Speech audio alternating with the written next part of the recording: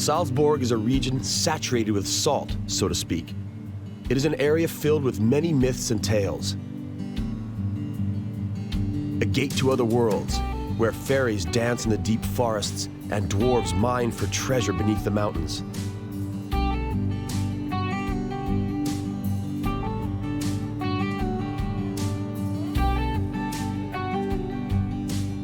It is said that ghosts live by the Krimler waterfalls on the Krimler Ach in the High Tower National Park. The Krimler waterfall is the highest waterfall in Austria, hurtling down into a 400-meter deep abyss.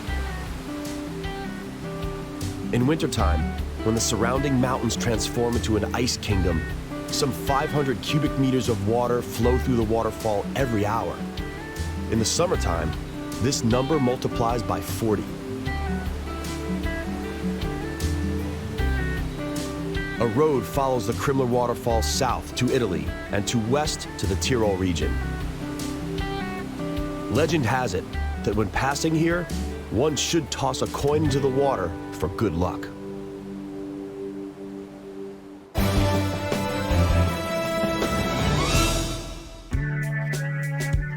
Andreas Kammerlander, a very distinctive woodcarver who specializes in carvings of forest spirits, lives in the village of Wald im Pinzgau, not far from the waterfalls.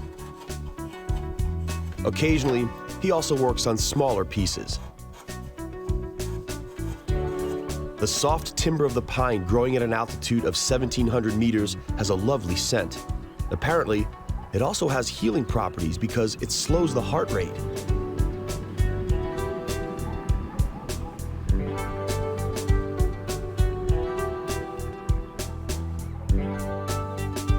Andreas also has another passion: mining.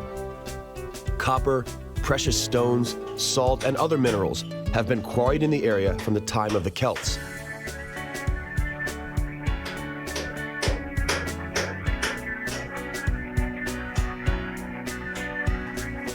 Andreas, together with a few buddies, bought the rights to mine an old shaft.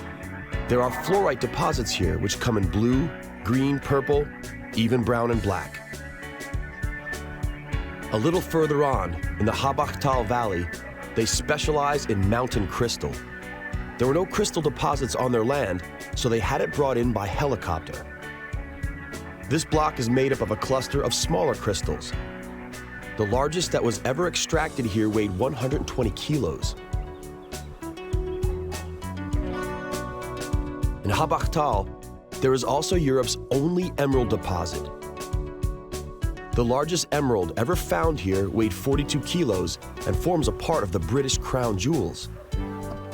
The emerald mines lie at an altitude of 2,200 meters. The deep green precious stones are hand-peeled out of a belt gneiss. Mr. Steiner learned to find emeralds from his parents. The seeker must possess, above all, an excellent intuition as well as a thorough knowledge of local nature. Mr. Steiner not only finds the emeralds, he also polishes them and designs jewelry.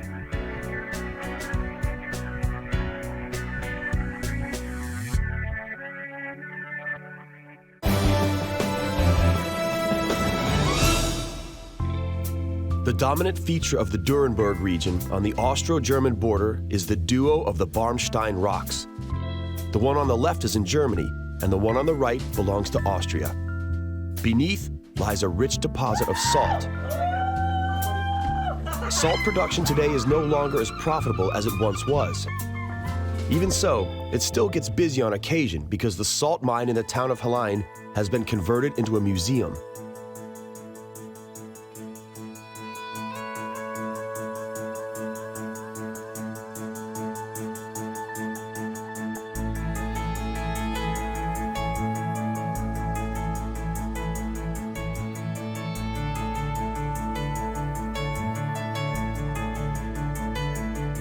The salt is extracted using water by flooding the shaft, then pumping it out to be further processed at the surface. The mine is slowly collapsing, though. The old wooden beams need replacing to prevent visitors from ending up as the Salt Man did. He was discovered in 1732. The salt mummified him perfectly, and thus he was preserved. Perhaps he got lost or his light went out. Without light, a miner cannot work or survive. In the past, the only source of light were wooden torches, miners' lamps, or candles. The state borderline drawn in the mine indicates that order must be maintained underground as well as the surface. Here, we can see a proper salt vein. But let us now catch our train ride back into the daylight of the surface.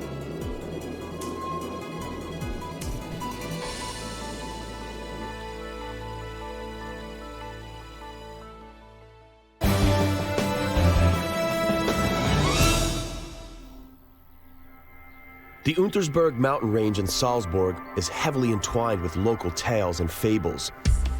Water from the Grasselhole source is said to have healing properties. In the past, archbishops from Salzburg were known to have this water brought to them. In any case, the source still supplies Salzburg with drinking water.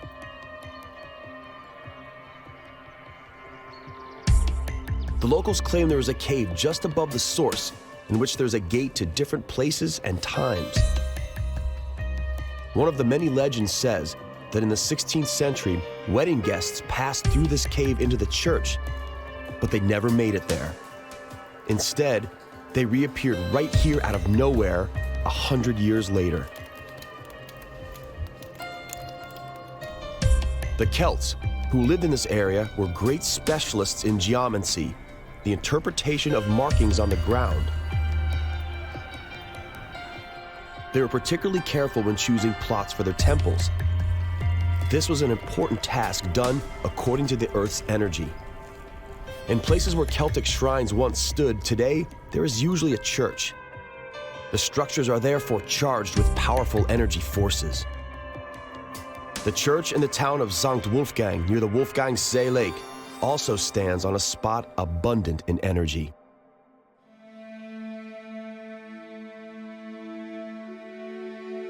Salzburg is Austria's fourth largest city. It lies on the river Salzach, not far from the boundary with Germany. Salzburg became wealthy because of salt. Local archbishops who were in charge of the mining invested generously in the city's development, and thanks to it, Salzburg bloomed into unprecedented beauty.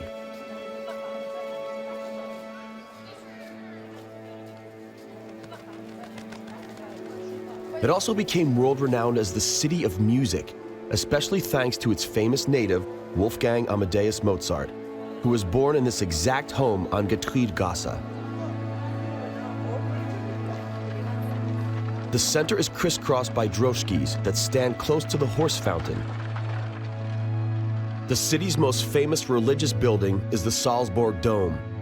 The Salzburg panorama is dominated by the massive Hohensalzburg Fortress, which stands proudly above the city on top of the Monksberg.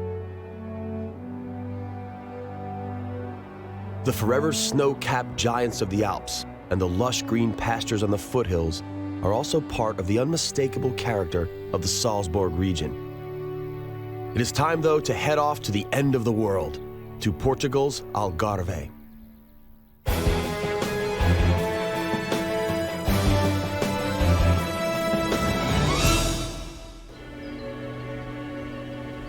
The southernmost part of Portugal, the province of Algarve, has forever attracted the attention of foreigners as well as locals. As far back as 3,000 years, Phoenician merchants were lured here by great business prospects. The Phoenicians were then replaced by Carthaginians, Romans, Visigoths, and Arabs. Its position on the southeastern outpost of Europe made it a place of great strategic importance. The castle in the town of Silves is a typical example of Moorish influence, even though its foundations were laid by the Romans in the 4th century. Silves was the capital of Algarve in the times of Moorish rule. It was, above all, a symbol of resistance against the Reconquista. In other words, the religious as well as ethnic hatred of the Christian inhabitants of the Pyrenean Peninsula toward Arabs. It was rid of barbarian rule by King Don Sancho I in 1198 after a very long siege. Sancho's victory, however, was not absolute. The Catholic commanders fought the Moors over Algarve for the next 50 years. When you take a good look around in the town of Tavira, you will realize that a strong Arab imprint was left behind. The roofs are one example. It was an Arab invention that survived the Reconquista.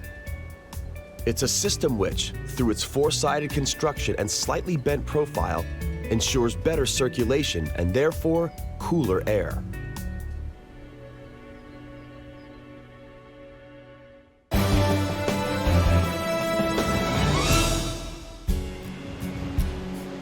The southwestern coast of Portugal was considered the end of the world in the Middle Ages. It is understandable that seamen and explorers of the time had a great desire to discover whether there really was nothing out there. The lighthouses were meant to show them the way home. One such lighthouse stands on the Cape of St. Vincent on the southwesternmost outpost of Europe. Its light can be seen 95 kilometers away. Every 15 seconds, it emits a ray of light to one of the three cardinal points facing toward the sea.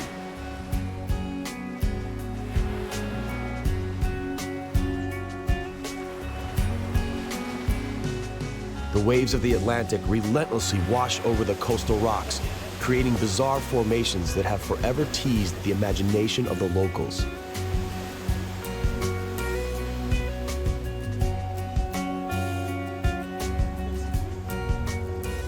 The appeal of the local coastline was initially discovered in the 1960s by the Brits, who were the first to start coming here in modern history. Currently, the British also dominate the local tourism industry. The rugged coastline that once helped the Portuguese to protect their territory is ironically now the biggest draw for most of the foreigners. Algarve offers 270 kilometers of Atlantic coastline, offering countless lovely hidden coves. The wild waves that once shaped the coastline today draw surfers from all over Europe.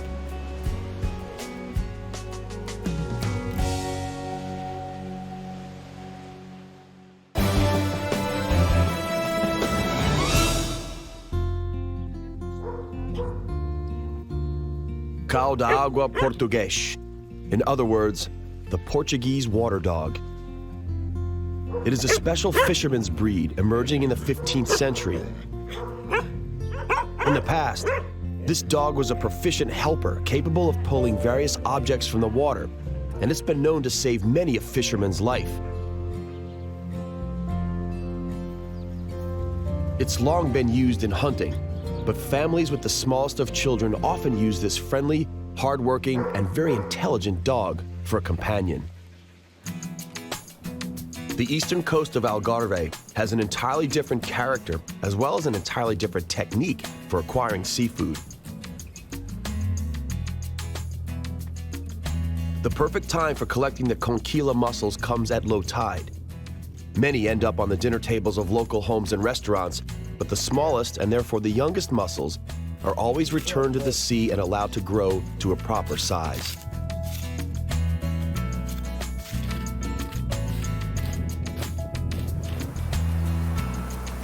These sandbanks are unattractive to tourists, but are ideal for the extraction of sea salt.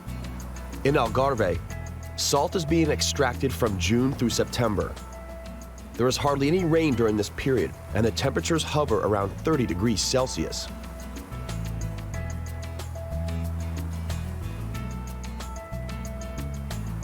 The locals stick to the traditional techniques. They utilize a complex system of salt pans known as salinas, and the whole process functions as its very own ecosystem. Many protected birds nest here, for example.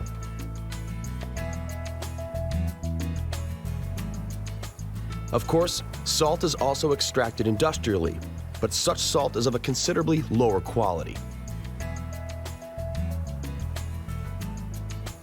The decisive factor in the quality of salt is the time allowed for the salt to crystallize. Mr. Manuel da Bento collects the so-called fleur de sel, salt flowers. This is the highest quality of salt in the world, and it comes in the form of fresh crystals that literally blossom on the water's surface.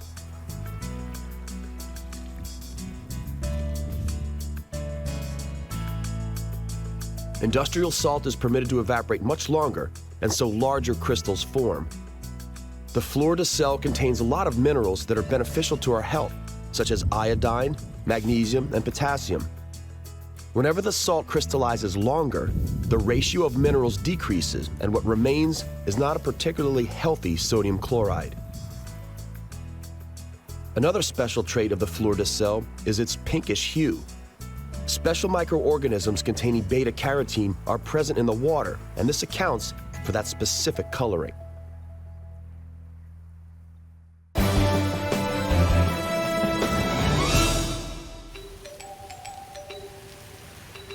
Algarve is not just coastal.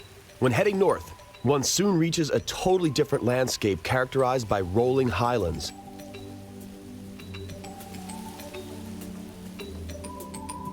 The Rio Guadiana forms a natural border with Spanish Andalusia in the east. It is favored as a peaceful inland port, often used by maritime ships. Anchoring in the village works out cheaper than at the marina, and here, the ships are protected from the destructive forces of the ocean.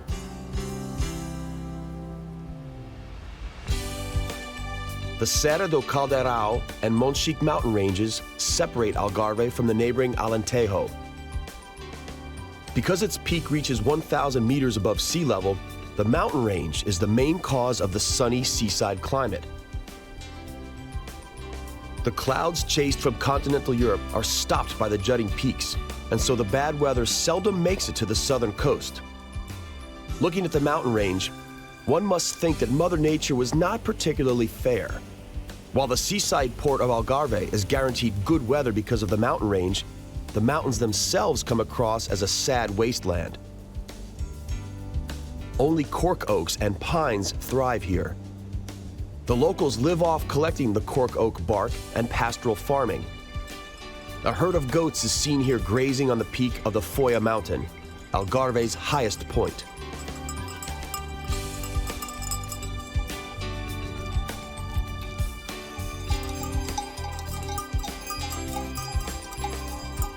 Algarve was a prominent producer of wheat in the past. The windy climate was often utilized in the harvest process. There were mills on virtually every hill. The snow-white facade indicates that the mill is kept spick and span. A much more common sight in Algarve today is an electric energy windmill, and so the tradition of using the wind's energy remains, although it has taken on a modern appearance. Now, we are headed to the Isle of Beauty, to Corsica.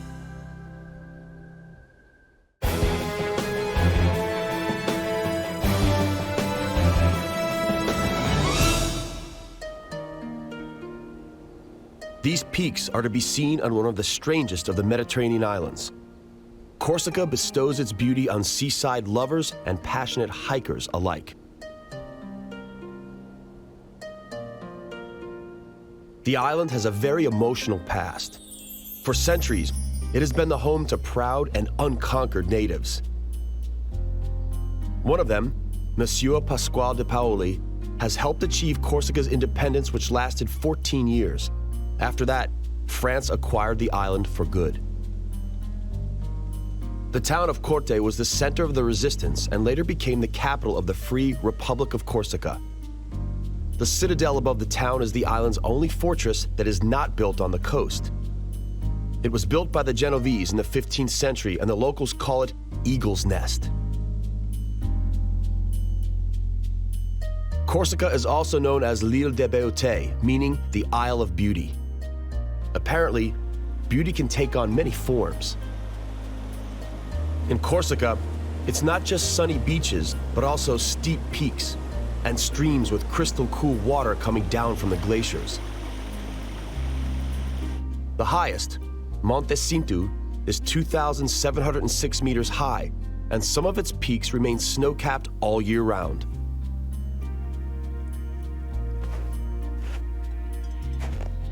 Despite the often harsh climate, the conditions favor farming. The cultivation of citrus fruits, olives, and wine is restricted to the lowland areas on the coast, while the higher areas are used for livestock farming. Corsica is the poorest European region belonging to France. Whenever a wealthier Frenchman darts to one of the local picturesque stone villages, he may believe that he has entered a folk museum. Judging by the visitor numbers, though, it's apparent that this charm amid virgin nature really draws tourists.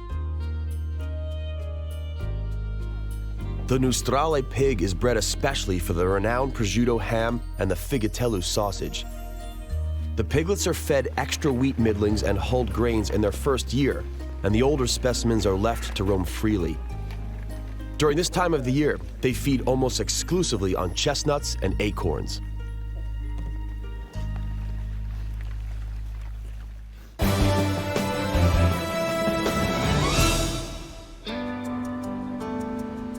On the southern cape of the island, near the Strait of Boniface, which separates Corsica from Sardinia, are the island's only limestone cliffs, falling steeply into the sea. Here, the picturesque Bonifacio settlement was established. In the early times of Christianity, it was known as Calcosalto, which stands for Chalk Haven. It was most likely called so because nature has created a safe natural harbor here.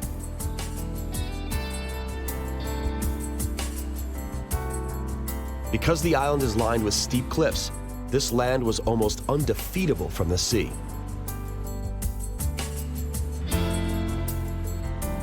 The island's rulers have built massive fortresses in the few places where safe landing was possible. Citadels dominate the towns of Ajaccio, Bonifacio, and Bastia.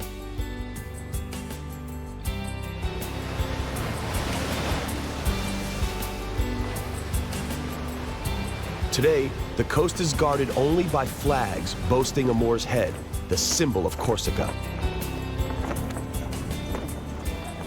All approaching tourists are aware that they are about to disembark on the Isle of Beauty, because no matter which direction one arrives from, the welcoming spectacle is always breathtaking.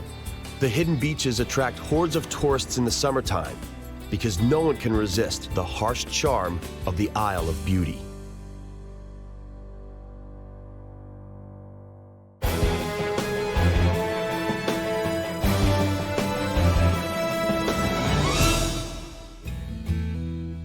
Our journey to the miraculous nooks of our planet comes to an end for now.